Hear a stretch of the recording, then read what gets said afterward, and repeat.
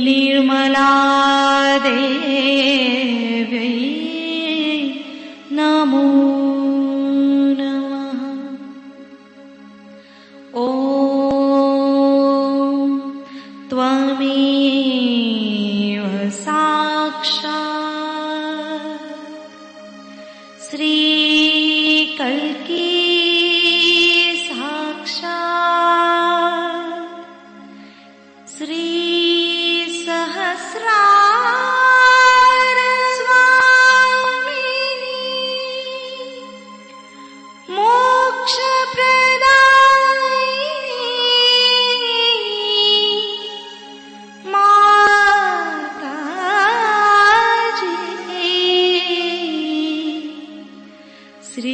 निर्मला देव्यै नमो नमः।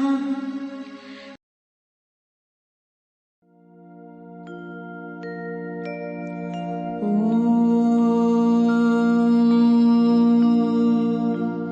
तमेव साक्षात् श्री गणेश साक्षात् श्री आदिशक्ति माताजी श्री निर्मला देवै नमो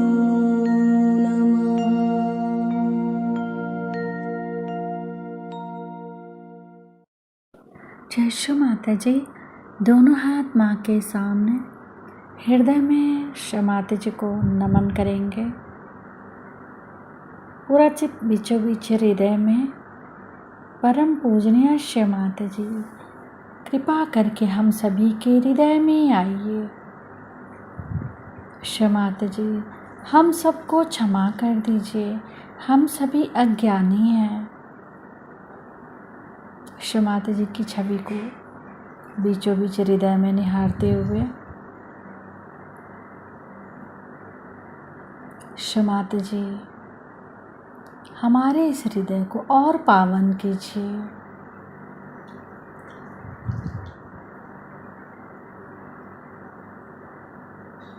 श्री माता जी, आप ही तो श्री जगदम्बा भी हैं।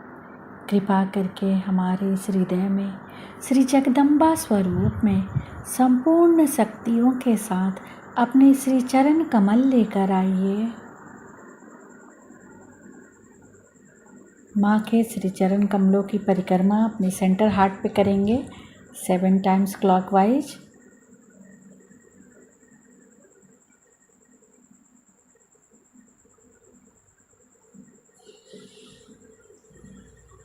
श्री माता जी, हमारे इस हृदय में अपने श्री चरणों की पूजा होने दीजिए।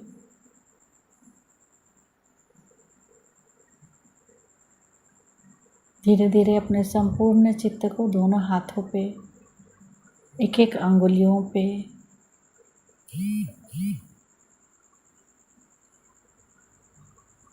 श्री माता जी, हमारे समर्पण को स्वीकार कीजिए।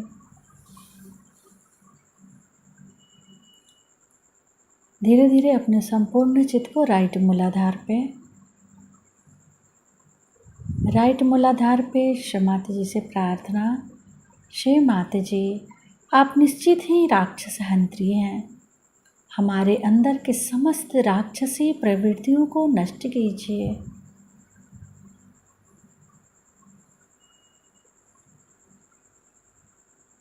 श्री माता जी, आप भी राक्षस सग्नी भी हैं। हमारे दाहिने मूलाधार के समस्त विकारों को नष्ट कीजिए। अपने संपूर्ण चित्त को राइट मूलाधार पे ही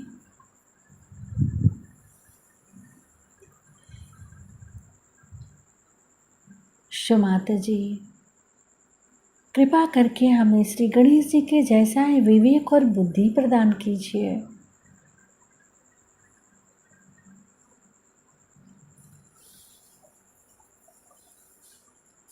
श्री कार्तिकेय मंत्र।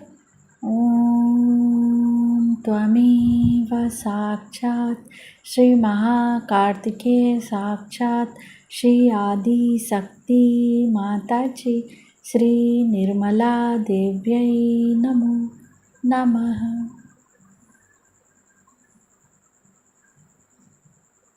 अपने संपूर्ण चित्त को दाहिने मूलाधार पे पूरी तरीके से स्थिर करेंगे।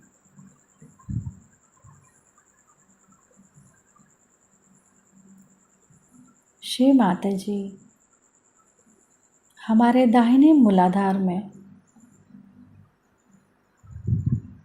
जो श्री गणेश जी का आपके प्रति पूर्ण समर्पण है, कृपा करके हमारे अंदर भी पूर्ण समर्पण दीजिए।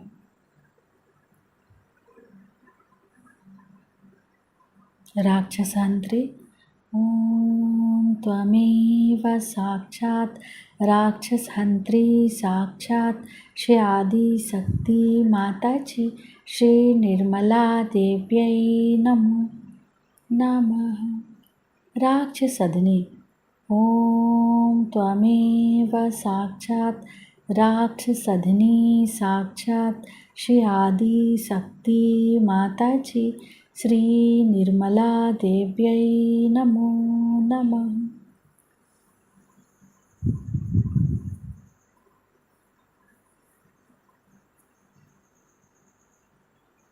धीरे धीरे अपने संपूर्ण चित्त को दाहिने मूलाधार से उठाते हुए लेफ्ट स्वादिष्ठान।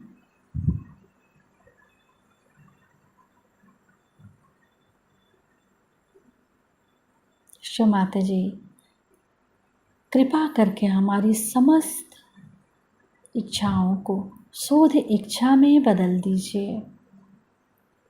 पूरा चित्त लेफ्ट स्वादिष्ठान। श्री माता जी, कृपा करके हमारी समस्त इच्छाओं को शुद्ध इच्छा में बदल दीजिए।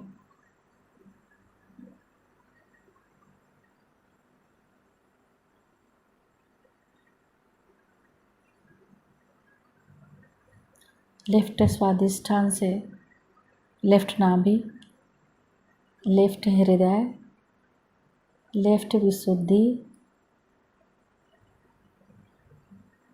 इसी तरीके से फिर से नीचे आएंगे। लेफ्ट विशुद्धि से लेफ्ट हार्ट, लेफ्ट नाभि, लेफ्ट स्वादिष्ठान। श्री महाकाली भैरव मंत्र नीचे से ऊपर जाते हुए ओम त्वमेव साक्षात् श्री महाकाली भैरव साक्षात् श्री आदि शक्ति माताजी श्री निर्मला देव्यै नमो नमः। धीरे धीरे अपने संपूर्ण चित्त को सिर के तालु भाग पर माँ की अमृत वाणी सुनेंगे। सत्य को खोजने वाले आप सब साधकों को हमारा नमस्कार। सत्य के बारे में एक बात जान लेनी चाहिए कि सत्य है वही है, वो हम बदल नहीं सकते, अपनी कल्पना से उसे बांध नहीं सकते और इस मनुष्य स्थिति में हम उसे जान भी नहीं सकते। अगर हम उस सत्य को जानते होते तो वो एकमेव है, एब्सोल्यूट है। उसके बाद हम लोगों में इतना तनाव, इतना झगड़ा और इस कदर की नासमझी कभी ना थी। सब संतों ने, चाहे वो हिंदुस्तान में हो, चाहे किसी और प्रदेश में हो, सब ने सत्य को जाना था और सब ने एक ही बात कही थी।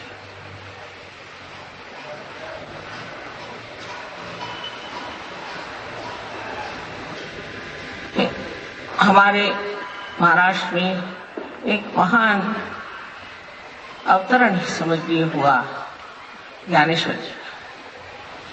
ज्ञानेश्वर जी ने 23 साल की उम्र में ज्ञानेश्वरी लिखी और इसके अलावा एक बहुत ही सुंदर किताब लिखी जो अमृतानुभव नाम के से प्रसिद्ध है। पहली परंपरा ऐसी चली आ रही थी कि एक गुरु का एक शिष्य, ऐसा नाथपंथी में था। एक तरफा भक्ति मार्ग था, दूसरी तरफा लोग या वेद वगैरह पढ़ते थे, पर जहां पर आत्मबोध की बात होती थी वो नाथपंथियों ने कार्य इस महाराष्ट्र में किया। जैसे मच्छिंद्र नाथ है, गोरखनाथ है, और उस वक्त यही परंपरा थी कि एक गुरु के एक ही शिष्य होने चाहिए। लेकिन 12वीं शताब्दी में ज्ञानेश्वर जी ने अपने परम पूज्य गुरु, उनके बड़े भाई थे, उनसे विनती की कि मुझे आप इसकी इजाजत दे दीजिए कि मैं ये ज्ञान लोगों को बताऊं। सिर्फ बताऊंगा और नहीं, पर बताने दीजिए, क्योंकि गीता में भी कृष्ण ने नहीं लिखा। सिर्फ उन्होंने ये बताया है कि आत्मबोध के बाद क्या स्थिति हो जाती है, कि मनुष्य स्थिर प्रज्ञ हो जाता है, और वह कौन सी शक्ति से होता है इसके बारे में कुछ नहीं बताया। इसलिए उन्होंने जब बहुत विनती की तो उनके गुरु ने उनको कहा, अच्छा ठीक है, आप लिख सकते हैं। तो 6वें अध्याय में उन्होंने लिखा कि कुंडलिनी के जागरण से ही आपको आत्मबोध हो सकता है। वैसे तो 6ठी शताब्दी में आदि शंकराचार्य और 14 वर्ष पहले मार्कंडेय आदि लोगों ने भी कुंडलिनी का वर्णन किया होता, कुंडलिनी के बारे में बहुत कुछ लिखा था। किंतु बाद में जो लोग धर्म के अधिकारी थे उन्होंने ये बात पसंद नहीं की। उन्होंने कहा कि ये 6ठा अध्याय निषिद्ध है, इसको पढ़ने की जरूरत नहीं, क्योंकि कुंडलिनी के बारे में कोई जानता ही नहीं था। जो लोग आत्म साक्षात्कारी थे, पहुंचे हुए लोग थे, जो सदगुरु थे, उन्होंने सबने कुंडलिनी की बात की। अब हम लोगों को साइंस का चस्का पड़ गया, साइंस के सहारे हम लोग चल रहे हैं। साइंस भी अच्छी चीज है, कोई बुरी चीज नहीं है, पर साइंस के सहारे चलने वाले लोग हमेशा अति पे उतर जाते हैं। और इसीलिए जहां जहां साइंस बढ़ गया वहां वहां यही सोचा गया कि इससे कौन सा बॉम्ब बनाया जाए। कोई सी भी ऐसी अतिक्रम करने वाली क्रियाएं अगर घटित होती हैं तो सोच लेना चाहिए कि इसमें संतुलन नहीं, क्योंकि अतिक्रमण हो गया। इसलिए आज सारे संसार में एक प्रश्न खड़ा हुआ है कि आखिर हम लोग इस संसार में आए क्यों, और किस लिए हमें ये मनुष्य जन्म मिला। इसका भी कोई अर्थ होता है कि बस हम मनुष्य हैं और इसके बाद कुछ भी नहीं आगे। ऐसा तो हो नहीं सकता। इस मनुष्य मात्र के लिए तो बहुत कुछ लिखा गया है कि बड़ा आपने पुण्य किया जो आप मनुष्य हो गए, बड़ी आपकी महत्ता थी जो आप मनुष्य हो गए। आखिर इस मनुष्य जाति का क्या विशेष रूप है, इसका क्या अर्थ है, ये जो हमारा मनुष्य जीवन है इसकी क्या कीमत है, इसको हमने आंका नहीं। हम इसको समझ नहीं पाते कि ये कितनी महत्वपूर्ण चीज है जो हमें मनुष्य का जीवन मिला है, और ये मनुष्य का सब देह और मनुष्य की ही बुद्धि जो हमारे अंदर आज है। तब इंसान जरूर सोचता है कि अगर ये इतनी महत्वपूर्ण चीज है और मनुष्य के अंदर इतनी बड़ी स्थिति है तो फिर वो इस तरह मूर्खता क्यों करता है, ऐसे लड़ता बिगड़ता क्यों है, आपस में काट पीट करके संहार क्यों करता है। ये प्रश्न भी ठीक ही है, क्योंकि हमें स्वतंत्रता दी गई। स्वतंत्रता, परमात्मा ने हमें स्वतंत्रता दी गई कि तुम अब इसे जानो और खोजो। जैसे कि बच्चे जब स्कूल में पढ़ते हैं तो उनसे बताया जाता है कि 2 + 2 = 4, 2 से 2 मिलाए तो 4 होगा। लेकिन जब वो कॉलेज में जाते हैं तब उनसे कहा जाता है अच्छा तुम ही सीखो, तुम इसका रिसर्च करो, तुम इसका पता लगाओ, जिससे हमें प्रगल्भता है। क्योंकि जो स्वतंत्रता हमें मिली है उसे हम किस प्रकार उपयोग में लाते हैं ये बहुत आवश्यक है। हम इस स्वतंत्रता का उपयोग कहाँ करते हैं? कोई काम करने लग जाए तो उसे अतिक्रमण में ले जाते हैं, कोई न चीज अतिशय में चली जाती है। कभी कभी हम अपना ही बहुत नुकसान करते हैं, कभी कभी हम दूसरों का बहुत नुकसान करते हैं। तो इसलिए तो मनुष्य जीवन बना नहीं। मनुष्य जीवन इसलिए बना है, वो एक अति सूक्ष्म बात है, इसे सबको समझ लेना चाहिए। अगर हम बात कह रहे हैं जो भी, उस पर शंका आपको हो तो ठीक है, किंतु एक सोच लेना चाहिए कि जैसे साइंस में एक हाइपोथेसिस, एक धारणा दी जाती है, उसको फिर देखा जाता है कि ये ठीक है या नहीं, उसमें प्रयोग करके देखा जाता है कि ये ठीक है कि नहीं। अगर वो देखा गया कि हाँ ये ठीक है, तब उसे कायदा कहा जाता है, लॉ कहा जाता है। इसी प्रकार अपने दिमाग को आप लोगों को थोड़ा खुला रखना चाहिए। पर यह अनादिकाल से ही मनुष्य का दिमाग कुछ इस मामले में कुंद है, वो अपने को बहुत जरूरत से ज्यादा समझदार समझता है और इसी कारण उसका बड़ा नाश हुआ है। मैं किताब आजकल पढ़ रही थी जो थॉमस ईसा मसीह का शिष्य था, उसने लिखी, और उसे उसने एक बड़े भारी बर्तन में बंद करके, सील करके, और इजिप्ट में, हिंदुस्तान में आते वक्त गाड़ दिया। वो अब करीबन 50 साल पहले खोला गया और उसमें देखा गया कि क्या बातें लिखी गई हैं। उसने कहा कि ये बातें ग्नोस्टिक्स की है। ग्नो शब्द जो है हम जानते हैं संस्कृत में या हिंदी में, मतलब ज्ञान। ज्ञान जो कि किताबों से नहीं मिलता, लेकिन जो अनुभव से मिलता है, जो अनुभव सिद्ध है, जो प्रमाण सिद्ध है, वो ज्ञान, इसकी बात उन्होंने की। किंतु उन्होंने गाड़ क्यों दिया? सोचने की बात है कि ऐसी सुंदर किताब उन्होंने गाड़ क्यों दी? क्योंकि उस वक्त के जो लोग धर्म के शासक थे, उन्होंने ये कहा कि ये लोग तो झूठे हैं, इनके पास कोई नॉलेज नहीं है और कुछ भी नहीं है, और ये सब झूठी बात कर रहे हैं। और इस तरह से उनको सताया गया, और जैसे अंग्रेजी में उसे कहते हैं हेरेटिक्स। उनको कहा कि ये हेरेटिक्स है और ब्लास्फेमी है, यानी परमात्मा का इसमें बदनामी है, और इस तरह से बातें करके, और उन्होंने वो किताबें बिल्कुल पढ़ने से, सुनने से सबको मनाही कर दी। इसलिए थॉमस ने वो सब किताबों को लेकर के और गाड़ दिया। आज वो किताबें मिली हैं, उपलब्ध है, और उस किताबों से आप जान सकते हैं कि सहयोग की बात ही उन्होंने करी है। सारी बात सहयोग की करी है, और सहयोग जो है हमारे देश में अनादिकाल से ही चला है। नानक साहब ने कहा है सहज समाधि का। कौन ऐसा संत हो गया इसने सहज की बात नहीं की? लाओ त्से को देखिए तो वही बात करता है, सोक्रेटिस को देखिए तो वही बात करता है, पर हम लोगों ने जैसे अपनी आंखें बंद ही कर ली है। इसीलिए कबीर ने कहा है कैसे समझाऊं सब जगन। अब हमारे अंदर ये कलयुग की जो प्रक्रिया है बहुत जबरदस्त वर्तमान में चल रही है, और ये प्रक्रिया इस तरह की है कि न जाने कितने तरह तरह के रोग, बीमारियां उत्पन्न हो गई। ऐसी ऐसी बीमारियां उत्पन्न हुई हैं कि जिसका कोई अर्थ नहीं निकलता। हम लोग पहले सोचते थे कि जो आदमी बहुत कार्यशील है और बहुत कार्य करता है, वो आदमी विशेष रूप से एक बड़ा महान आदमी है। लेकिन अब देखा गया कि जो आदमी हर समय सिर्फ काम ही में लगा रहता है, वो भी अपने चेतन मन को, कॉन्शियस माइंड को इतना इस्तेमाल करता है कि उसका चेतन मन ही थक जाता है। इसके बारे में मैंने 8-10 साल पहले अमेरिका में बताया था, किसी ने सुना नहीं, वो आज बात सत्य में आ गई। तो ऐसे लोगों का यह हाल है कि उनका चेतन मन कार्यान्वित नहीं हो सकता। समझ लीजिए हम इसे पकड़ना चाहें तो पकड़ सकते हैं, वो अनजाने में, स्पॉन्टेनियसली, सहज में। किंतु अगर हम जान के चाहे कि हम अपना हाथ बढ़ाएं तो हाथ भी नहीं उठेगा, पैर भी नहीं उठेंगे।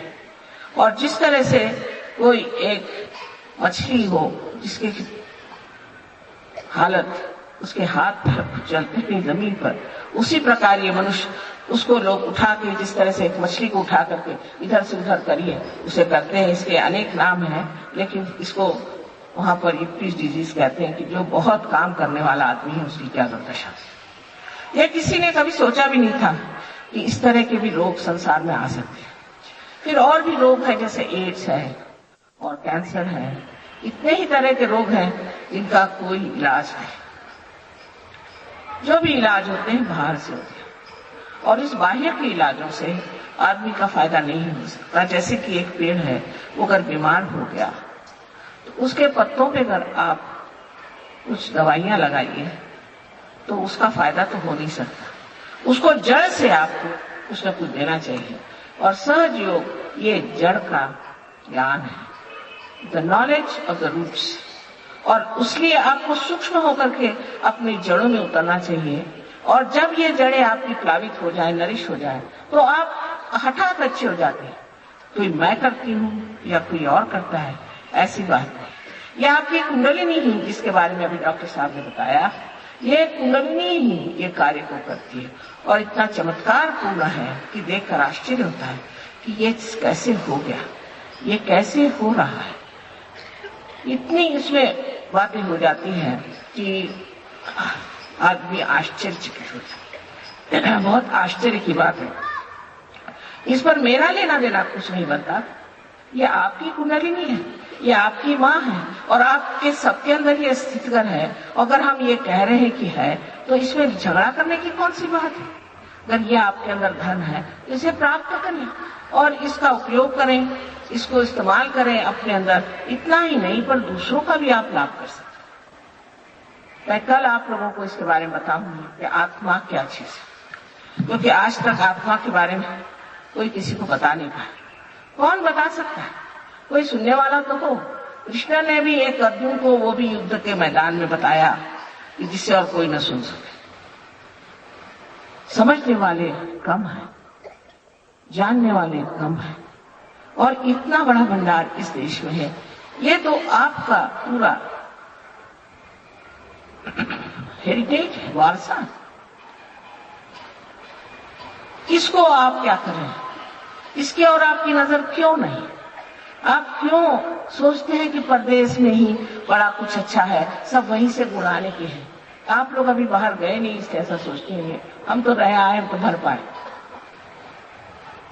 वहां के इंसान इस कदर बचकाने विक्षिप्त हैं कि आप देख सकते हैं कि हम लोग उनसे कितने अधिक प्रौढ़, प्रगल्भ हैं, मैच्योर्ड है। अभी वो एलिजाबेथ टेलर की शादी, उसकी 8वीं शादी, उसको हनीमून जाते वक्त देखने के लिए हजारों लोग वहां पहुंच गए, और उसके ऊपर में 10 हेलीकॉप्टर टहल रहे थे, और ऊपर से वो पैराशूट नीचे गिर रहे थे। कुछ आदमियों पे, कुछ पेड़ों पे, बड़े एक्सीडेंट्स हो गए।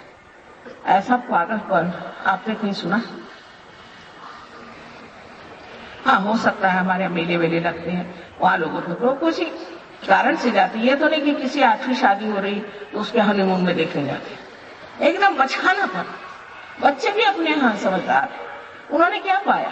सिर्फ ये कि मशीनें चलाने जानते हैं। इसका ये तो मतलब नहीं कि वो प्रगतिशील है। एक प्रगति बाह्य को होती है और एक प्रगति अंदर होती है। अपने देश में इसकी प्रगति अंदर हुई है और बहुत कुछ हो चुकी है, लेकिन हम लोग इस कदर अभिभूत हैं और बाहर की चीजों से, बाहर के विचारों से, बाहर के कामों से, कि हम अपनी चीज को पहचाना नहीं चाहते।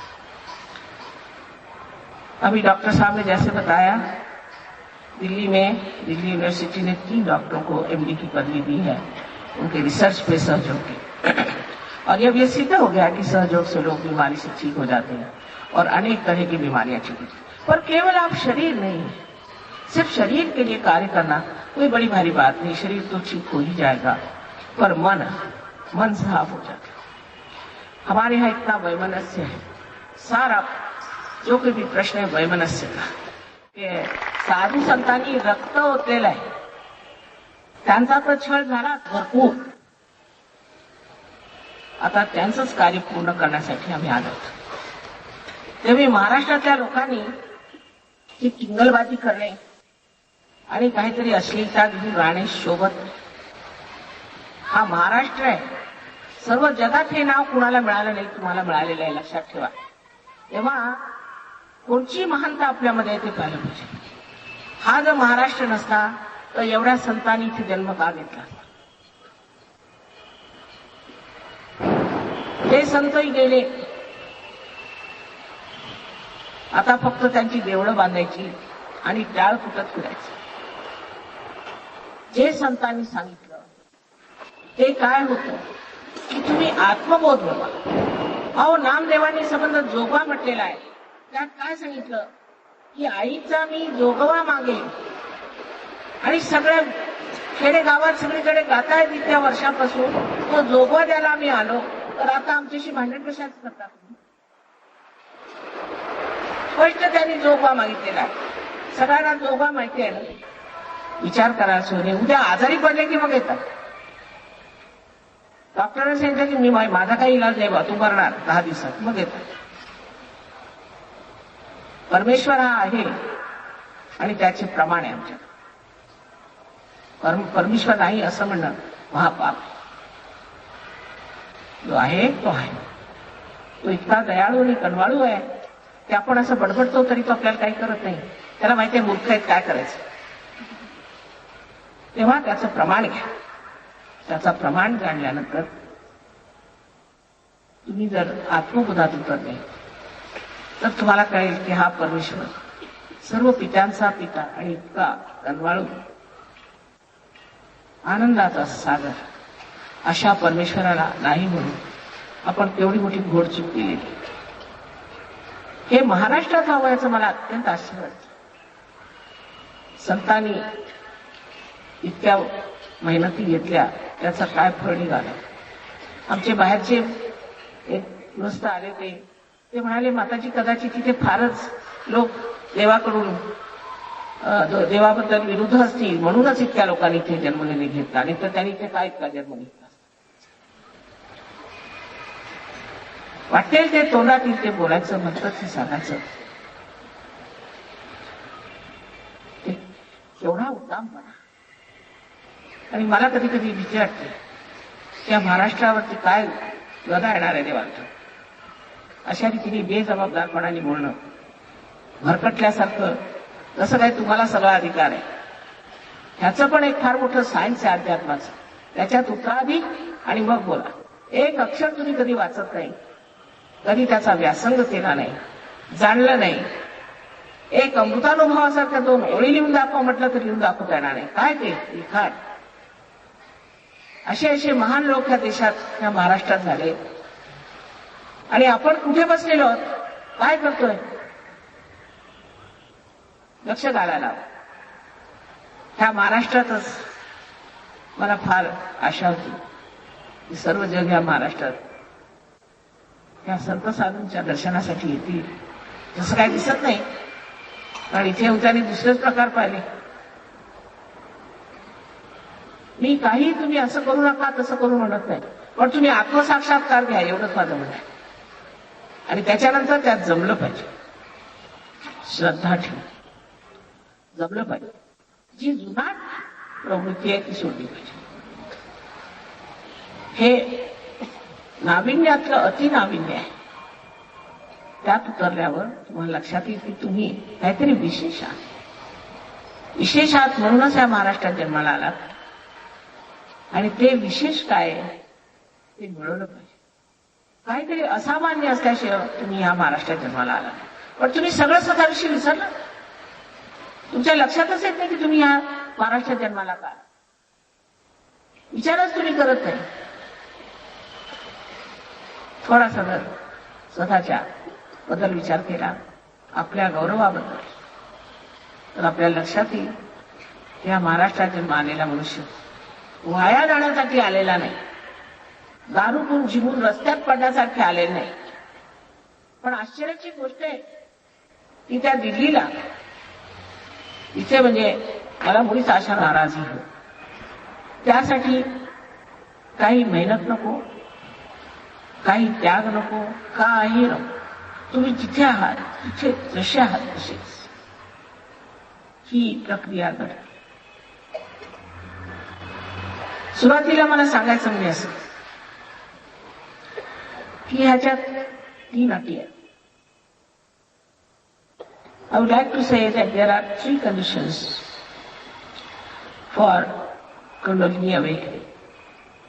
आपसे कहना चाहती हूँ कि 3 शर्तें हैं कि जिससे कुंडलिनी का जागरण होता है। एक के बाद एक आपको मैं वो शर्तें बता दूं, कोई कठिन नहीं। पहली तो शर्त यह है कि आपको सबको आत्मविश्वास होना चाहिए कि आप आत्मबोध को प्राप्त हो, आपको आत्म साक्षात्कार मिलेगा। किसी प्रकार की भी न्यूनता जो आपके दिमाग में बनी, क्योंकि आधे दिन लोग यही कहते रहे कि तुम पापी हो, तुमने ये पाप किया, तुमने वो पाप किया, तुम्हारी माँ मर गई, ये गाय दे दो तो तुम्हारे माँ के पाप छूट जाएंगे। यही सब धंधे होते हैं ना। ये लोग जो कहते हैं कि आप पापी हैं, कोई विश्वास नहीं, कोई भी पापी नहीं। हाँ, भटके हुए हैं आप भटक गए। आप जहां हैं वहां जैसे भी भटक गए हो, आज वर्तमान में इस वक्त आप अपने दोषों को किसी भी तरह से मत सोचें। निर्दोष हैं आप इस वक्त जब आप यहां बैठे, और यही सोचना चाहिए कि हम पूर्णतया निर्दोष हैं।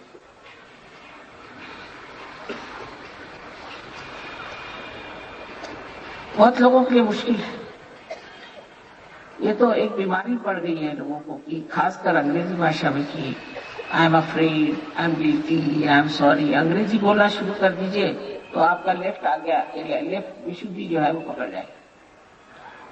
जैसे ही आप अपने में दोष ढूंढेंगे, आपकी ये चक्र यहाँ पे लेफ्ट में पकड़ेगा, और जिसकी वजह से अंजाइना की बीमारी, स्पॉन्डिलाइटिस की बीमारी और आपको भी बीमारी हो सकती है, जिसे कि कहते हैं कि लिथार्जिक ऑर्गन से होती है, माने आलसी आपके घर शरीर में जो कार्यान्वित चीजें हैं वो अगर पूरी तरह से आलसी है तो भी बीमारी आपको हो सकती है।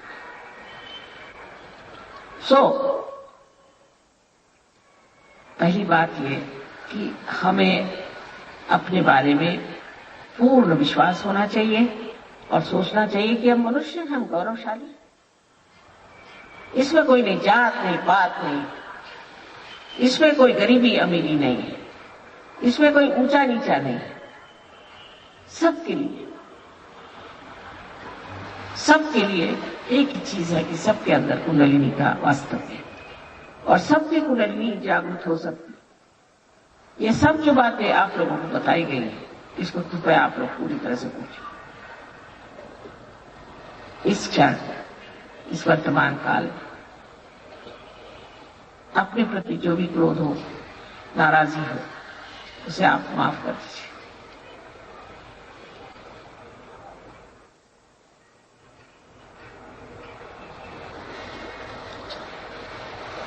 दूसरी शर्त ऐसी है,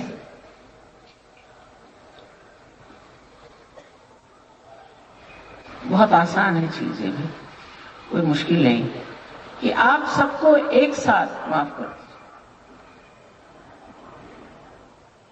आप माफ करें या ना करें, क्षमा करें या ना करें, कुछ नहीं करते, कुछ भी नहीं करते, सिर्फ दिमागी जमा कर, सिर्फ अपने सर की एक कल्पना कि मैं उसको क्षमा नहीं कर सकता, पर उससे नुकसान किसका हो रहा है? आप ही का नुकसान हो रहा है। वो जिसने आपको सताया, तकलीफ दी, उसको याद करने से आपको तकलीफ हो रही, उसे कोई तकलीफ नहीं। तब फिर आपको सबको एक साथ, बिल्कुल एक साथ सबको क्षमा कर देनी चाहिए, बिल्कुल अपने पूरे मन से इसको क्षमा कर। तीसरी बात यह है कि मैं आपकी स्वतंत्रता का पूर्णतया आदर करता हूं। अगर आपको आत्मबोध नहीं चाहिए तो आपको कृपया चले जाना चाहिए, क्योंकि दूसरों की ओर देखना इस वक्त में, जबकि वो अपनी अंदर और देख रहा है, तो ये कोई बड़ी सभ्यता की बात नहीं, शिष्टता की बात नहीं। इसलिए जिनको नहीं चाहिए वो कृपया चले जाएं तो बहुत अच्छा होगा, और जिनको चाहिए वो अवश्य बैठे, आराम से बैठे और इस चीज को प्राप्त करें।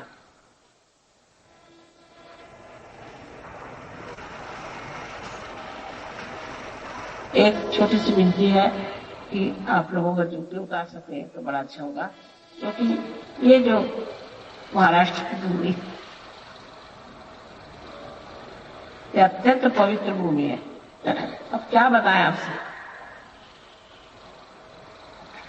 जो लोग बाहर से आए हैं उनके लिए भी जान लेना चाहिए कि महाराष्ट्र की भूमि, यहाँ की संस्कृति बहुत पवित्र है।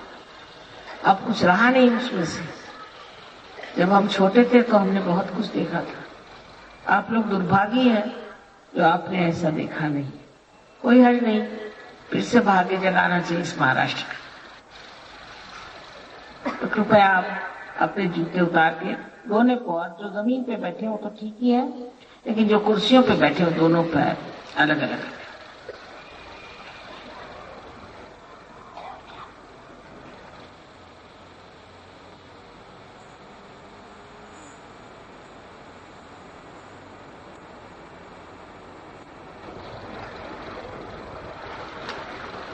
आता डोक्याचं पागोट वगैरे काढून घ्या, कारण सहस्त्रार उघडायचं मला इथून. हे ब्रह्मरंग आहे म्हणून कृपा करून डोक्याचं पागोट वगैरे काढून. आईकडे कशाला पागोट करून बसा, कमी काही मिनिस्टर आहे का? आईकडे पागोट कशाला पाहिजे? तुम्ही आपल्या आईला भेटायला आला, पागोट कशाला पाहिजे? हा, आईचा हात नेहमी डोक्यावर असतो नाही का? पागोट कशाला पाहिजे आईची? टोप्या बिप्या असल्या त्याही उतरून ठेवा. गंडे दोरे काही गळ्यात असतील, कमरेत असतील ते कृपा करून काढलेले बरे. आणि काही मंत्र वगैरे म्हणू नका, काही म्हणायची गरज नहीं. कोई मंत्र आदि कुछ नहीं कहने की जरूरत. कुछ कर आपके गले में तंग चीज हो या कमर में चीज तंग हो तो उसे निकाल दें. कोई भी मंत्र वगैरह नहीं कहने की जरूरत. कुंडलिनी खुद ही उठ करके पूरा काम कर ले. ये आपकी माँ है, आपकी अपनी वैयक्तिक माँ है, इंडिविजुअल मदर. वो आपके बारे में सब जानती है और वो पूरे आराम से उठ करके और आपको पूरी तरह से ऐसा बना देगी कि आप खुद हैरान हो जाएंगे कि मेरा एकदम इस तरह से परिवर्तन, ट्रांसफॉर्मेशन कैसे हो. कमाल की चीज. तब आप जानिएगा कि आप क्या है. ये सामने रखिए तो अच्छा रहेगा. कमाल है. ऐसे थोड़ा आगे करिए, सब लोग देख नहीं पा रहे.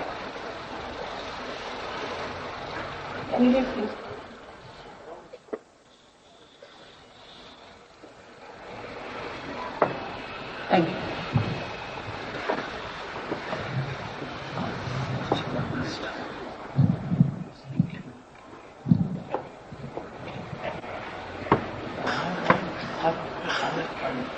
और आगे बढ़ो.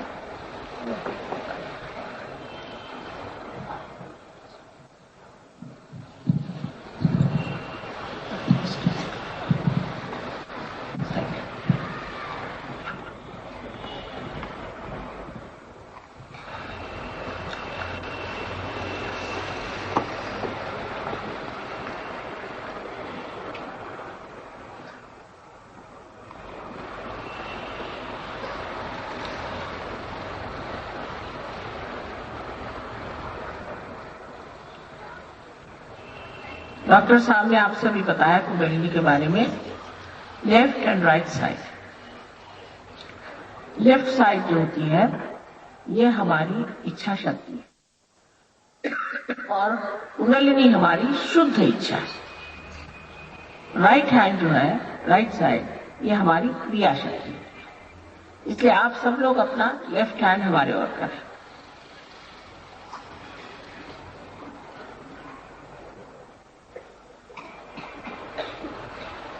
इसका मतलब है कि आपकी इच्छा है, आप चाहते हैं कि आपको आत्मबोध हो जाए. मैंने पहले कहा कि जबरदस्ती नहीं कर सकते. सब लोग कृपया करें, लेफ्ट हैंड मेरी ओर करें और दूसरों की ओर न देखें.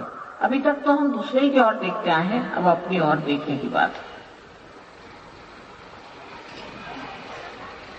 डावा हात माझ्याकडे करा आणि उजवा हात ही क्रियाशक्ती आहे. डाव्या हातामध्ये इच्छाशक्ती, उजव्या हातामध्ये क्रियाशील डावा हात माझ्याकडे करायचा आणि उजव्या हाताने आपल्या चक्रांना प्लावित करायचं. We have to nourish our centres with our right hand, that's all. अपने राइट हैंड से आपको अपने सेंटर्स को प्लावित करना है. और ये इसलिए कि आप जान भी जाइए कि आपके क्या क्या सेंटर है. सारा कार्य हम लेफ्ट में करें. आपलं सगळं आपण काम डावीकडे करा. आता डोळे मिटायच्या आधी आपल्याला दाखवते मी कोणचे कोणचे चक्र करायचे.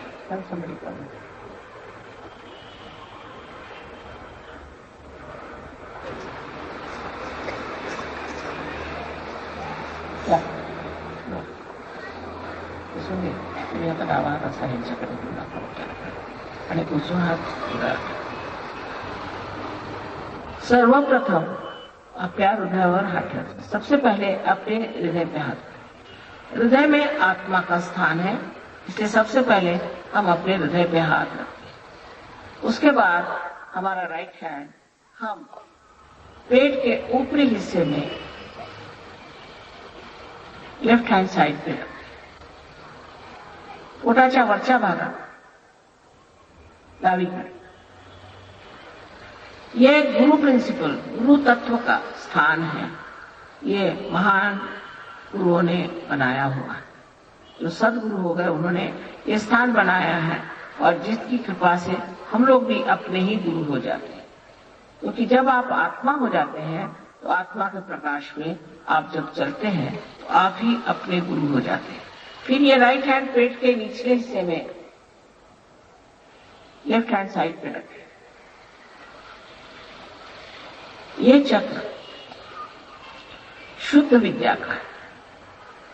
शुद्ध विद्या का मतलब है जिस विद्या से, जिस ज्ञान से हम ये चैतन्य को उपयोग में ला सकते हैं, परमात्मा की शक्ति को उपयोग में ला सकते हैं. यही शुद्ध विद्या है. लेकिन ये विद्या पढ़ाई नहीं जाती. जैसे कि अब हमें मालूम है कि अगर हमें यहाँ चोट लग जाए तो फौरन ये अंगूठा उसकी मदद कर देता. ये विद्या है. बंदी बनाई अगर बहुत ज्यादा से लाइट आए तो हम ऐसे हाथ कर लेते. ये विद्या हमारे अंदर है, शुद्ध विद्या, कोई सिखाई हुई नहीं. इसी प्रकार जैसे ही आपके अंदर चैतन्य बहना शुरू होगा तो आप देखेंगे कि आपके हाथ से ठंडी ठंडी हवाएं लग जाएगी. आपके ब्रह्मरंध्र से कुंडलिनी जब भेदेगी तो यहाँ से भी ठंडी ठंडी हवा आ जाएगी और आप इन्हीं 5, 6 और 7 चक्रों में जान जाइएगा कि आपके अंदर क्या दोष है और दूसरों के किस चक्र पे दोष है. ये जो लेफ्ट हैंड है ये हमारी भावनाएं, इमोशन के लिए, और जो राइट हैंड है वो हमारे बुद्धि के कार्य और शारीरिक कार्य के लिए है, मेंटल एंड फिजिकल वर्क. इसी तरह से 7 चक्रों को मिलाकर के बीच में जो चक्र तैयार, लेफ्ट एंड राइट सिंपैथेटिक से जो बीच में चक्र तैयार होता है इसे पैरासिम्पैथेटिक कहते हैं. और इसी चक्रों से ही शक्ति के पुंज है और जो शक्ति हमारे अंदर गुजरती है.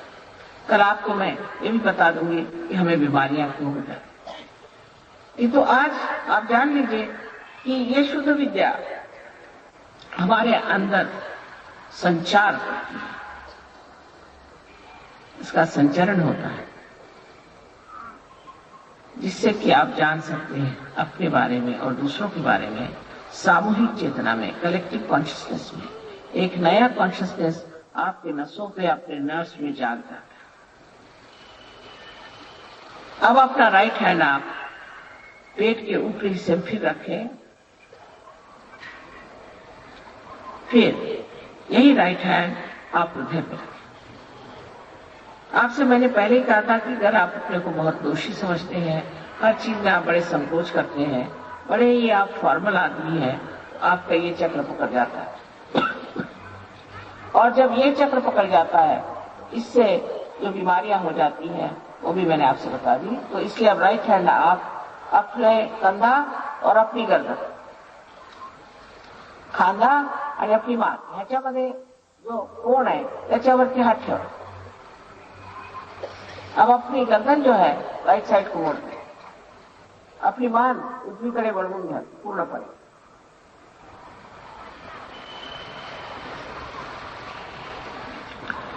अब अपना हाथ पूरी तरह से आड़ा इस तरह से अपने कपाल पर रखें। कपाळावर आता आपला हात आडवा असा धरावा। अब अपनी गर्दन नीचे झुका लें,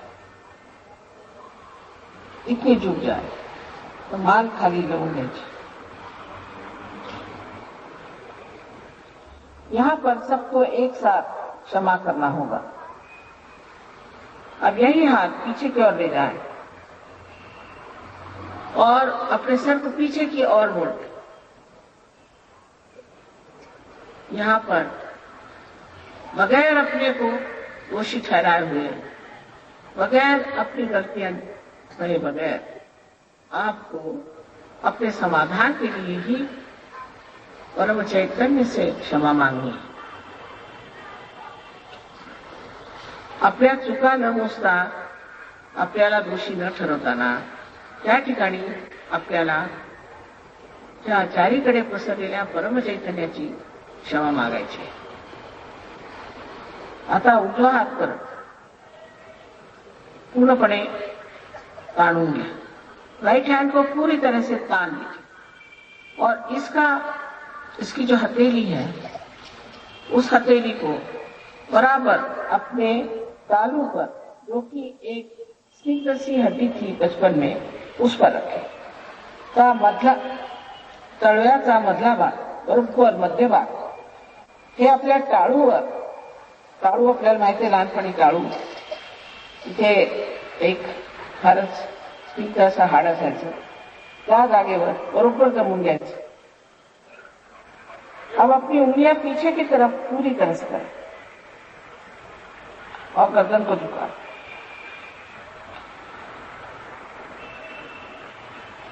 और अब घुमाएं, इसको 7 बार क्लॉकवाइज घुमाइए।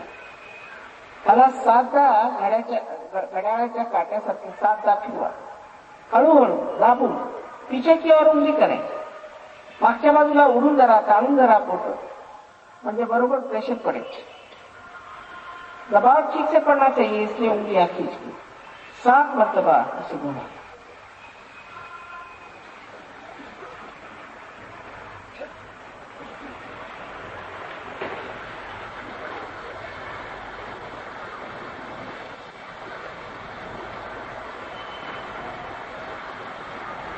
ठीक,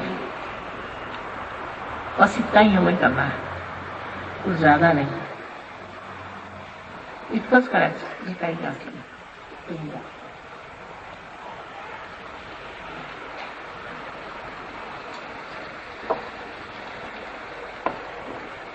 आत्मविश्वास, आत्मविश्वास के साथ लेफ्ट हैंड हमारी ओर करें, डावा हात माझ्याकडे,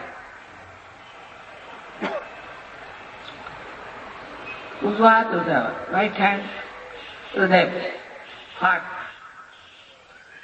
और अब आप आंखें बंद कर लीजिए। आता डोळे मिटा, चश्मा उतरवून घ्या, चश्मा उतार लीजिए। जब तक मैं न कहूं कृपया आप आंख न खोलें।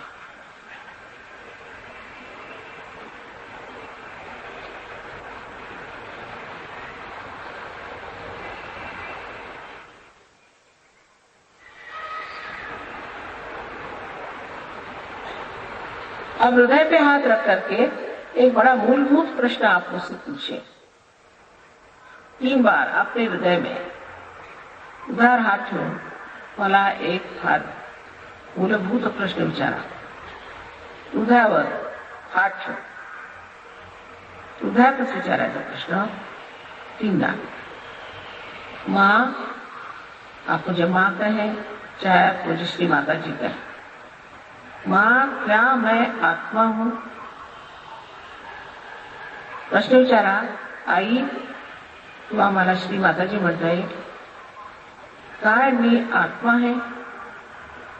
मी आत्मा आहे का? असा प्रश्न तीनदा विचारा. कारण तुम्ही आहात, आप है, आत्मा ही है.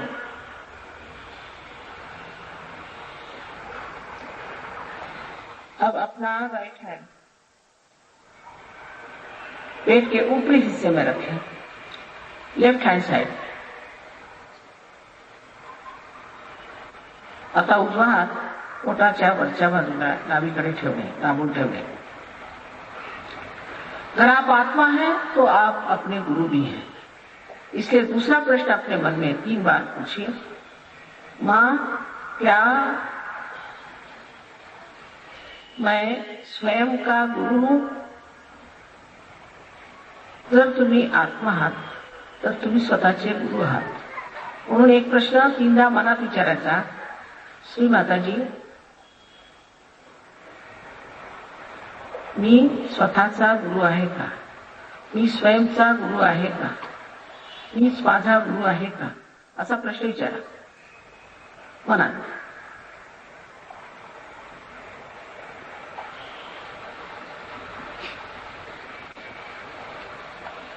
आपसे पहले कहा था मैंने कि मैं आपकी स्वतंत्रता का आदर करती हूँ. आप पर कोई जबरदस्ती नहीं हो सकती और आप पर शुद्ध विद्या भी कोई जबरदस्ती से नहीं ला सकता. वो आपको मांगनी होगी. इसलिए अपना राइट हैंड अब आप पेट के निचले हिस्से में रखें.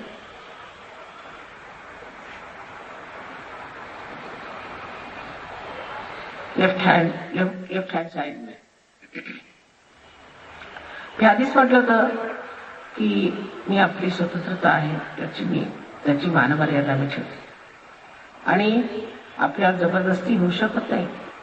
शुद्ध विद्या सुद्धा मी आपल्याला जबरदस्तीने देऊ शकत नाही, तेव्हा ती मागावी लागेल. इस चक्र पे 6 बार आप कहिए मन में, मां मुझे कृपया शुद्ध विद्या दीजिए. 6 बार कहिए. त्या चक्रावर 6दा म्हणावं, श्री माताजी कृपा करून मला शुद्ध विद्या द्यावी. 6 बार इसलिए क्योंकि इस चक्र में 6 पंखुड़ियां. 6दा एवढ्यासाठी की ह्या चक्राला 6 पाकळ्या आहेत. जैसे ही आप कुंडलिनी का जागरण के बारे में जानना चाहते हैं, ये जानिए कि जब आपने शुद्ध इच्छा मांगी तो कुंडलिनी का जागरण शुरू हो गया. आपको उसका पता ही नहीं लगा. कुंडलिनीचं जागरण तुम्ही शुद्ध इच्छा मागितल्याबरोबरच सुरुवात झालेली आहे.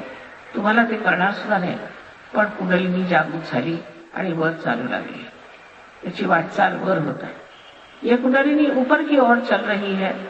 इसलिए चाहिए कि हम ऊपर के चक्रों को भी प्लावित करें, जिससे वो विस्तार हो जाए, जिसमें से कुंडलिनी आसानी से गुजर सके. वरती चक्र जे आहेत ते विस्तार झाले पाहिजे. त्याच्यातनं कुंडलिनी व्यवस्थित गेली पाहिजे. इसलिए अपने आत्मविश्वास के साथ हमें उनका विस्तार करना चाहिए, उनको प्लावित करना चाहिए. तो आप अपना राइट हैंड पेट के ऊपरी हिस्से में लेफ्ट हैंड साइड में रखें.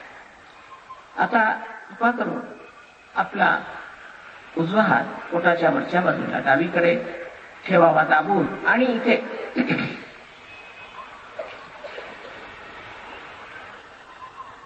यहाँ पर पूर्ण आत्मविश्वास के साथ आपको 10 मर्तबा कहना होगा. श्री माताजी मैं स्वयं का गुरु हूं. श्री माताजी मैं स्वयं का गुरु हूं. इथे पूर्ण विश्वासाने आपल्याला दादा म्हणा लागेल, श्री माताजी मी स्वतःचाच गुरु आहे असं म्हणावं लागेल.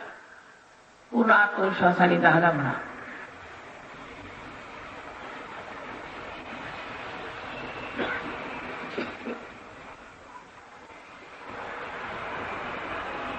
जो मूलभूत बात है वो ये कि आप आत्मा हैं.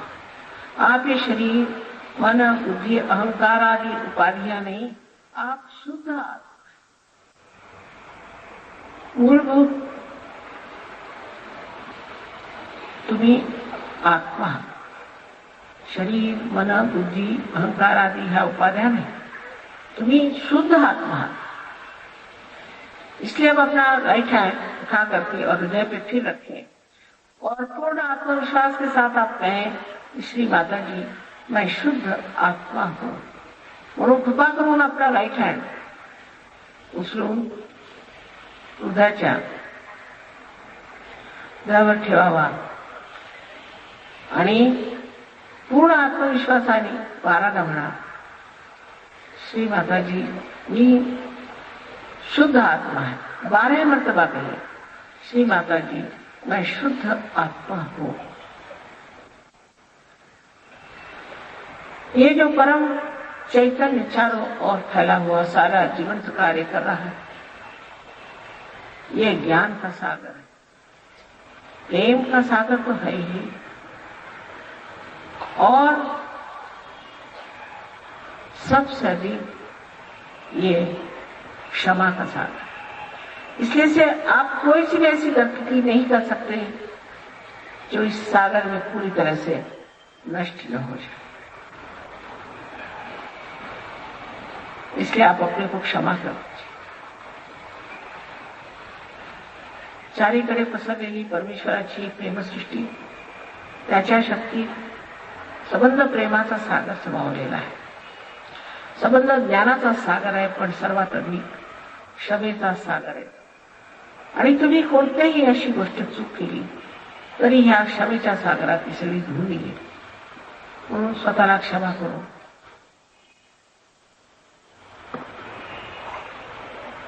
अपना हाथ मान आणि खांदा ह्याच्यामध्ये घ्या. अपना हाथ राइट हैंड गर्दन और कंधा इसके बीच के कोण में रखें और गर्दन को राइट साइड में मोड़ दें. आपल्या मानेला उजवीकडे वळवून घ्या पूर्णपणे.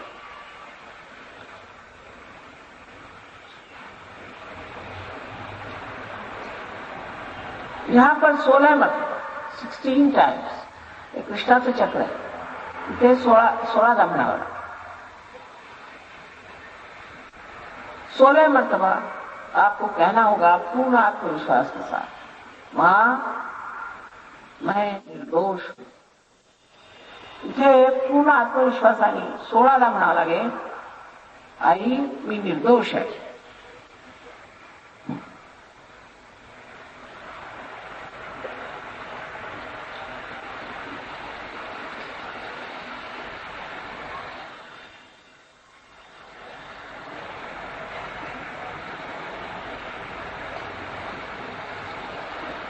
आता मी आपल्याला आधी सांगितलेलं आहे, तुम्ही क्षमा करा अथवा नका करू, तुम्ही काही करत नाही. पण जर तुम्ही क्षमा नाही केली तर अशा लोकांच्या हातात फिरतात त्यांनी तुम्हाला त्रास दिलेला आहे. म्हणून सगळ्यांना एक साथ क्षमा केली, एक साथ. कोणाची आठवण करण्याची गरज नाही, कोणाला जाणण्याची गरज नाही, फक्त एक साथ सगळ्यांना क्षमा करायची. मैंने आपसे पहले भी कहा है कि आप क्षमा करिए चाहे न करें, कुछ भी नहीं करते. लेकिन अगर आप क्षमा नहीं करते हैं तो उन लोगों के हाथ में खेलते हैं जिन्होंने आपको सताया तकलीफ. उनको याद करने की भी जरूरत नहीं, उनको गिनने की जरूरत नहीं. बस आप पूर्ण हृदय से सबको एक साथ क्षमा करें. राइट हैंड को अपने माथे पर आड़ा रखें और सर को झुका लें. सर को झुका करके पूरी तरह से आप पूर्ण हृदय से, न कि कितने बार, पूर्ण हृदय से कहें कि मां मैंने सबको एक साथ क्षमा कर दी. डोक्याला कपाळावर आपला हात आडवा धरा, उजवा हात, आणि नंतर मान खाली वाकून घ्यायची. इथे असं म्हणायचं की आई मी सगळ्यांची एक साथ क्षमा केली. पूर्ण आत्मविश्वासाने म्हणा. कितने बार कहना की बात नाही, हृदय से कितीला म्हणायची गोष्ट नाही, हृदयापासून ही गोष्ट म्हणायला पाहिजे.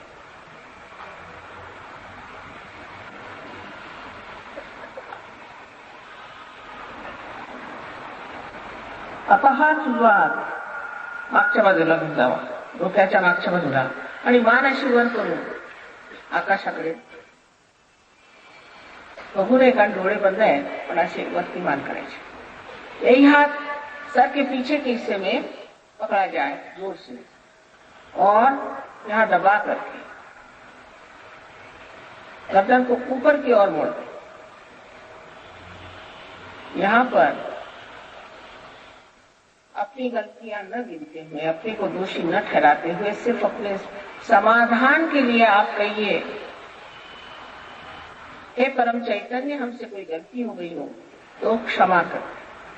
इथे स्वतःला दोषी न ठरवताना, आपल्या चुका न मोजताना, फक्त स्वतःच्या समाधानासाठी असं म्हणा, हे परम चैतन्य, आमच्या हातून जर काही चुकलं असेल तर तुम्ही क्षमा करा.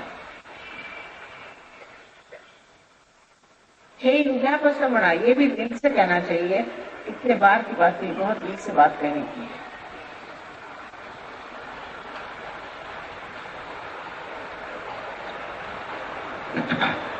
अब आखिरी चक्र बहुत महत्वपूर्ण है. उसके लिए अपनी हथेली को तान ले खूब अच्छे से, और हथेली का जो बीच का हिस्सा है उसे अपने तालू भाग पर रख ले, जो कि एक स्टिक सी हड्डी थी बचपन में, और उंगलियों को पूरी तरह से बाहर की ओर तान ले और अपनी गर्दन झुका ले. हा फार महत्वाचा शेवटला प्रयोग आहे. तेव्हा कृपा करून आपल्या हाताला पूर्णपणे ताण दे. मध्य भाग जो आहे तो ताळूवर ठेव, आणि पोट मागच्या बाजूला खूप ओढून धरा. उंगलियां जरूर खींच लीजिए बाहर की ओर, आणि मान वाकून घ्या. अब यहाँ फिर मैं आपकी स्वतंत्रता का मान रखते हुए ये कहना चाहती हूँ कि आप पे जबरदस्ती आत्म साक्षात्कार नहीं लाना है. इसलिए आपको अपने मन में ये कहना होगा 7 मरतबा. जब आप 7 मरतबा अपनी स्कैल्प को घुमाइएगा, अपनी सर की चमड़ी को घुमाइएगा, तो आपको 7 मरतबा कहना होगा, श्री माता जी मुझे कृपया आप आत्म साक्षात्कार दीजिए. परत सांगायचं म्हणजे की आता मान वाकवली तुम्ही, पण ह्या वेळेला परत तुमचं स्वातंत्र्याचा मला मान आहे, आणि जबरदस्ती तुमच्यावर आत्मसाक्षात्कार ठोकता येतो. त्या कृपा करून 7दा जेव्हा तुम्ही घड्याळाच्या काट्यासारखे डोक्याची चांबडी फिरवा, त्यावेळेला तुम्ही 7दा म्हणायला पाहिजे, श्री माताजी मला आत्मसाक्षात्कार कृपा करून द्यावा. मान वाकून घ्या, गर्दन झुका, उसके बगल नहीं होगा.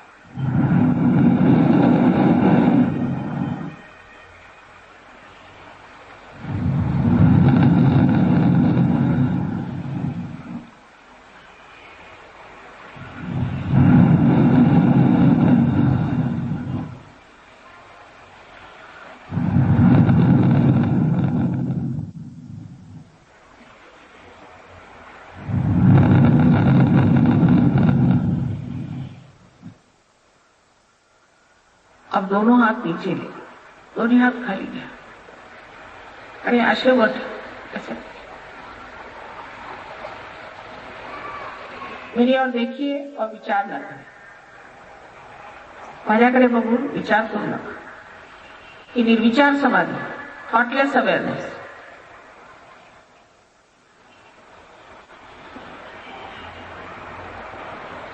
अब राइट हैंड मेरी ओर करें और सर झुका करके और लेफ्ट हैंड से देखें कि आपके ब्रह्मरंध्र में से कुछ ठंडी या गर्म हवा आ रही है।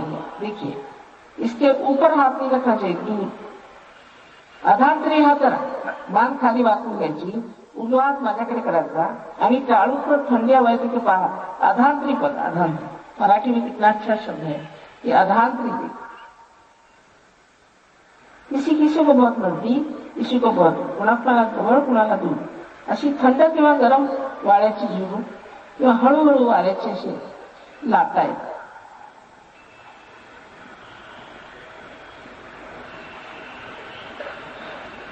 किसी किसी को बहुत जोर से और दूर पे आता। अब लेफ्ट हैंड को मिले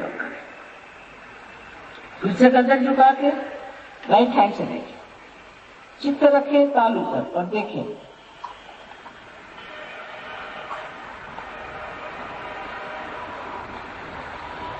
अब राइट हैंड फिर से सब झुका, फिर से देखिए, कृपया देखिए ठंडी हवा आ रही है क्या, गर्म हवा आ रही है सर में से, ताल में से।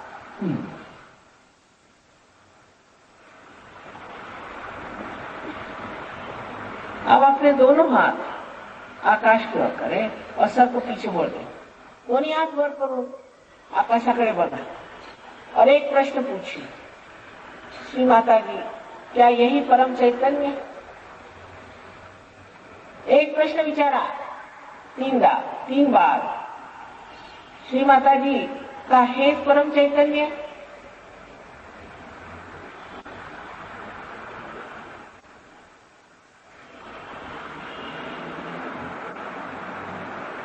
करा हाथ खाली, नीचे हाथ कर दीजिए।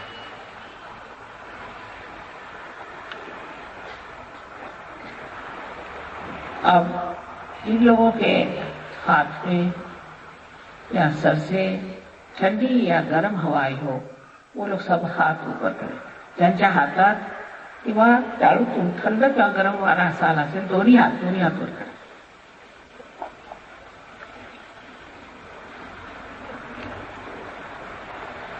बापरे, इतके संत साधु में झाले क्या पुण्य नगरी। इस पुण्य नगरी में इतने संत साधु खड़े हो गए। अनंत आशीर्वाद है हमारा आपसे, अनंत आशीर्वाद।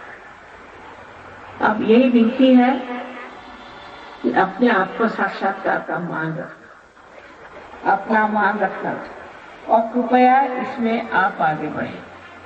वास्तविक हम लोग कुछ रुपया पैसा लेते नहीं, आप जानते हैं, इसलिए कोई बड़े बड़े महल हम लोगों के पास नहीं है। हम स्कूलों में ही सेंटर चला रहे हैं और आशा है आप लोग वहां जरूर पधारेंगे और अपने आप को साक्षात्कार के पाने में जानेंगे और ये पूरी कुंडलिनी की विद्या आप सीखें। पर बहुत सर्वसाधारण सी चीज है कि जब तक आप इसको अभ्यास से अपना जो योग हुआ है, जो कनेक्शन हुआ है, उसको अगर पूरी तरह से ठीक नहीं कर लेंगे तो जो दूसरी दशा है जिसे निर्विकल्प कहते हैं वो आपके अंदर प्रस्तावित नहीं हो सकती। इसलिए कृपया हमारे यहाँ बहुत अच्छे सहयोगी हैं, वो आपको समझा सकते हैं। आप लोग जरूर आए, आपको किताबें और फोटोग्राफ सब कुछ मिले। उसके लिए किसी के आपको पैसा नहीं देना। इस ज्ञान के लिए आप कितना पैसा देंगे, इसका क्या मूल्य है? ये सूक्ष्म ज्ञान है। अब आप सूक्ष्म हो गए हैं, इसको प्राप्त करें और इसमें उन्नति करें। वही बार बार कहना है कि कोई बड़ा भारी सरंजाम हमारे पास नहीं है कि भाई आए हैं, संतों जैसे साधु जैसे आप लोग आइए और इसे प्राप्त करें। वैसे भी आपको अगर कोई प्रश्न हो तो कृपया लिख करके वो दे दीजिएगा, आज भी और कल मैं सबका आपको जवाब दूंगा। आप तो पूना में ही हमने घर बना लिया है और आप लोगों की सेवा में हमेशा रहेंगे। जो भी आप कहिएगा, आपके साथ जो भी करना होगा हम करने को तैयार हैं। लेकिन आप लोग अपने प्रति श्रद्धा रखें, अपने प्रति सम्मान रखें। आप सबको अनंत जय श्री माता जी। दोनों हाथ माँ के सामने हृदय में शमाते जी को नमन करेंगे। पूरा चित्त बीचों बीच हृदय में परम पूजनीय शमाते जी, कृपा करके हम सभी के हृदय में आइए। शमाते जी, हम सबको क्षमा कर दीजिए, हम सभी अज्ञानी हैं। शमाते जी की छवि को बीचों बीच हृदय में निहारते हुए शमाते जी, हमारे इस हृदय को और पावन कीजिए।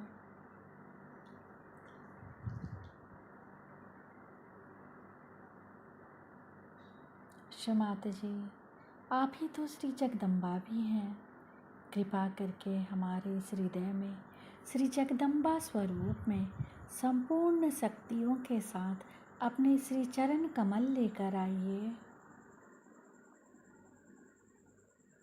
माँ के श्री चरण कमलों की परिक्रमा अपने सेंटर हार्ट पे करेंगे 7 टाइम्स क्लॉकवाइज।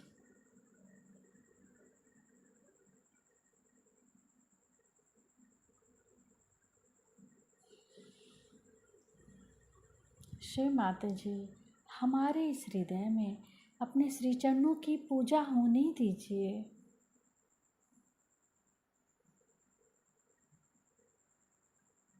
धीरे धीरे अपने संपूर्ण चित्त को दोनों हाथों पे, एक एक अंगुलियों पे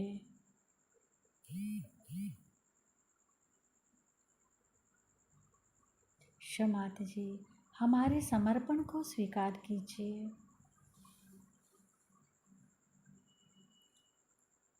धीरे धीरे अपने संपूर्ण चित्त को राइट मूलाधार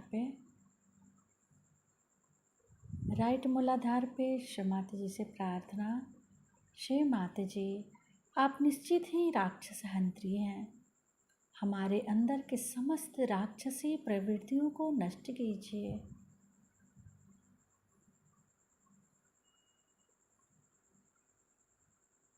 श्री माते जी, आप भी राक्षस सग्नी भी हैं। हमारे दाहिने मूलाधार के समस्त विकारों को नष्ट कीजिए।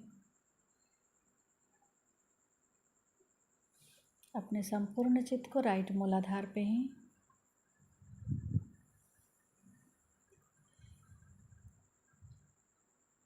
शमाते जी, कृपा करके हमें श्री गणेश जी के जैसा ही विवेक और बुद्धि प्रदान कीजिए।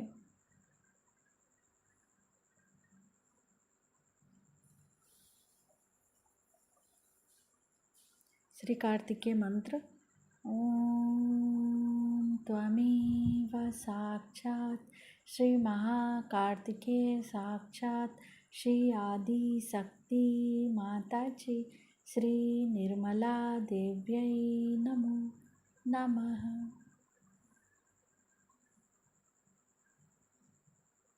अपने संपूर्ण चित्त को दाहिने मूलाधार पे पूरी तरीके से स्थिर करेंगे।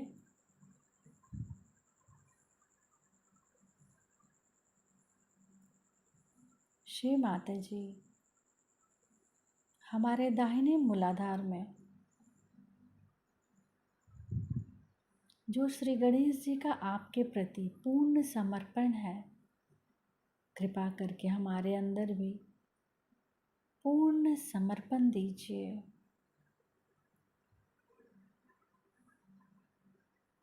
राक्षसांत्री। ओम त्वमेव साक्षात् राक्षसहंत्री साक्षात् श्री आदि शक्ति माता जी श्री निर्मला देव्यै नमो नमः। राक्षसधनी। ओम त्वमेव साक्षात् राक्षसधनी साक्षात् श्री आदि शक्ति माता जी श्री निर्मला देव्यै नमो नमः।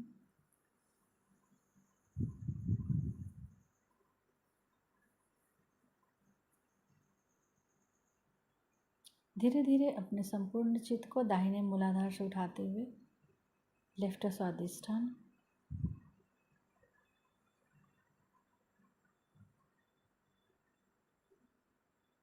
शमाते जी, कृपा करके हमारी समस्त इच्छाओं को शुद्ध इच्छा में बदल दीजिए। पूरा चित्त लेफ्ट स्वादिष्ठान। क्षमाते जी, कृपा करके हमारी समस्त इच्छाओं को शुद्ध इच्छा में बदल दीजिए।